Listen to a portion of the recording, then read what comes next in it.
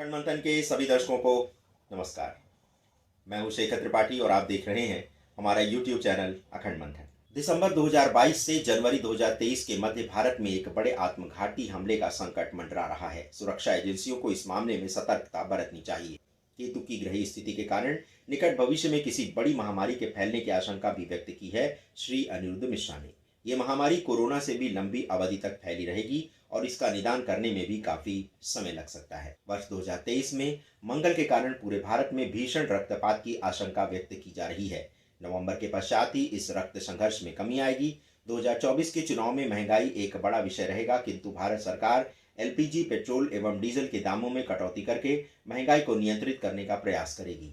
महंगाई की समस्या हर 12 वर्ष में 6 महीने के लिए आती है। ऐसा गुरु एवं शनि की युति के कारण भी होता है। श्री अनिरुद्ध मिश्रा की अगली भविष्यवाणी हिंदुओं को लेकर एक बड़ी चेतावनी दे रही है। उनके अनुसार 2023 के आरंभ में ग्रहों की स्थितियां ऐसी बन रही हैं जो देश के बहुसंख्यक समुदाय के लिए घातक सिद्ध हो सकती हैं। हिंदुओं के साथ दूसरे समुदायों का संघर्ष मंगल के कारण बढ़ेगा, जिसमें शुक्र आग में घी का काम करेगा। उनके अनुसार भारत सरकार को अभी से बहुसंख्यक समुदाय के क्षेत्रों में पुलिस एवं सुरक्षा गश्त बढ़ाने का उन्होंने अपील किया है, क्योंकि यदि ऐसा नहीं किया गया तो गृह युद्ध छिड़ने की आशंका बढ़ जाएगी।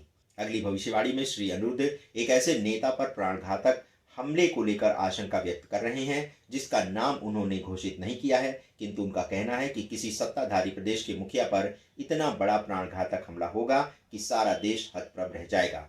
श्री अनिरुद्ध मिश्रा दीपावली के पर्व के बाद की स्थितियां देश के लिए अच्छी नहीं देख रहे हैं। उनका अनुमान है कि कुछ विदेशी शक्तियां भारत को अस्थिर करने हेतु ऐसा षड्यंत्र रचने जा रही हैं जिसमें भारत की छवि पूरे संसार में धूमिल हो सकती है।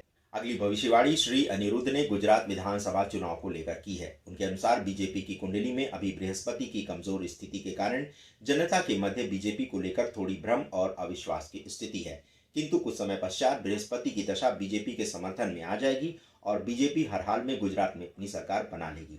जैसा कि आप जानते हैं कि पीएम मोदी के आक्रामक शासकीय निर्णयों ने ही गुजरात में उनकी छवि को इतना बढ़ाया कि वे देश के प्रधानमंत्री की कुर्सी तक पहुंच गए। अब ठीक वही तेवर वो गुजरात चुनाव में अपनाने जा रहे हैं। उतने ही सख्त निर्णय, उतनी ही त्वरित गति से शासकीय प्रबंधन, उतनी ही स्फूर्ति से जनता से संवाद, यही शैली उन्हें भारत ही नहीं संसार का सबसे लोकप्रिय और आदर्श नेता के तौर पर स्थापित करने जा रही है। मंगल के कन्या में जाने के पश्चात ही कुछ ऐसे समाचार मिलेंगे जिसमें भारतीय जनता को चीन की षड्यंत्रकारी गतिविधियों का पता चलेगा। अगले 45 दिनों तक चीन भारत के संबंध को मिडिल ईस्ट देशों से बिगाड़ने का प्रयास करेगा। ये 45 दिन मोदी सरकार के लिए किसी बड़ी चुनौती से कम नहीं रहने वाले हैं। भारत के हिंदू राष्ट्र बनने की घोषणा के साथ ही भगवान श्री राम का चित्र भारतीय मुद्रा पर अंकित हो जाएगा। इसी के साथ सनातन धर्म के चिन्ह भी संवैधानिक स्थान ले लेंगे और भारत पूर्ण रूप से संसार का पहला सनातनी हिंदू राष्ट्र बन जाएगा। अपनी अगली भविष्यवाणी में श्री अनिरुद्ध मिश्रा ने अंतर्राष्ट्रीय स्पेस एजेंसी नासा एवं भारतीय एजेंसी इसरो को दूसरे ग्रहों के प्राणियों से संपर्क न करने की अपील की है। अंतरिक्ष ज्योतिष के अनुसार आकाश गंगा को बाहर के जीवन के साथ बातचीत से बचना चाहिए, क्योंकि वे बाद में पृथ्वी के लिए बहुत बड़ा संकट खड़ा कर सकते हैं। हमारा सौरमंडल अराजकता में है, यहाँ तक कि पृथ्वी ने भी अपनी घूर्णन गति बढ़ा दी है। ऐसा लगता है कि हमारी आकाश गंगा किसी अज्ञात आकाश गंगा की ओर बढ़ रही है। श्री अनिरुद्ध के अनुसार 2029 तक आंध्र प्रदेश एवं पश्चिम बंगाल जैसे गैर हिंदी भाषी राज्यों में भी भारतीय जनता पार्टी का शासन आरंभ हो जाएगा। 2029 तक ही केंद्र सरकार भारत को हिंदू राष्ट्र भी घोषित कर सकती है, क्योंकि इसी कालखंड में लगभग सभी राज्यों में बीजेपी का शासन छा जाएगा।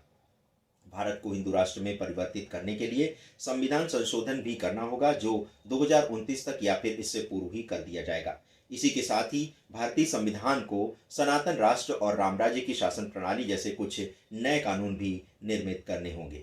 अगली भविष्यवाणी में श्री अनिरुद्ध ने उत्तर प्रदेश के मुख्यमंत्री श्री योगी आदित्यनाथ को लेकर के एक बड़ी गणना की है। उनका कहना है कि यदि शीघ्र ही 2025 तक यूपी के सीएम योगी आदित्यनाथ भारत के प्रधानमंत्री बन जाते हैं तो वे अब तक का सबसे बड़ा संविधान संशोधन करेंगे और इसी संशोधन के पश्चात भारत की छवि संसार के सभी देशों में अत्यंत शक्तिशाली राष्ट्र के रूप में बन जाएगी।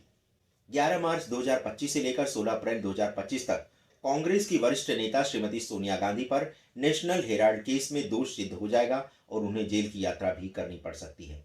प्रधानमंत्री श्री नरेंद्र मोदी के नेतृत्व में देश के गृह मंत्री श्री अमित शाह 2030 तक पाक अधिकृत कश्मीर को भारत में मिला लेंगे। इस विलय प्रक्रिया में किसी भी प्रकार के परमाणु अस्त्र शस्त्र का प्रयोग नहीं किया जाएगा।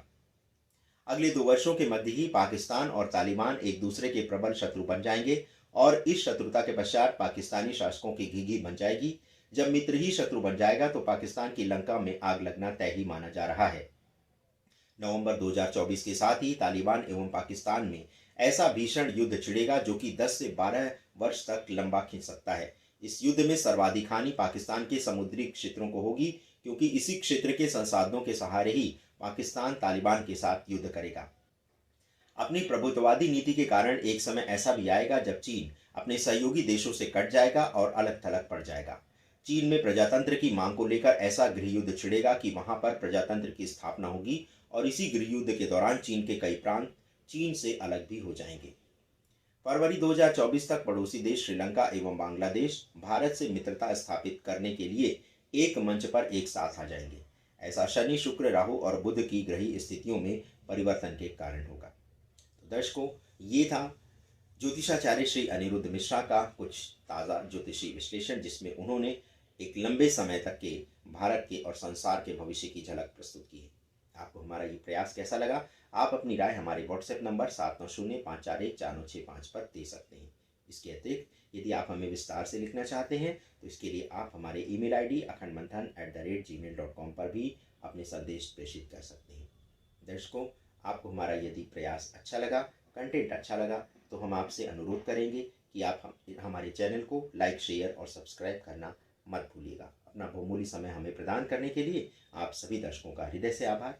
नमस्कार।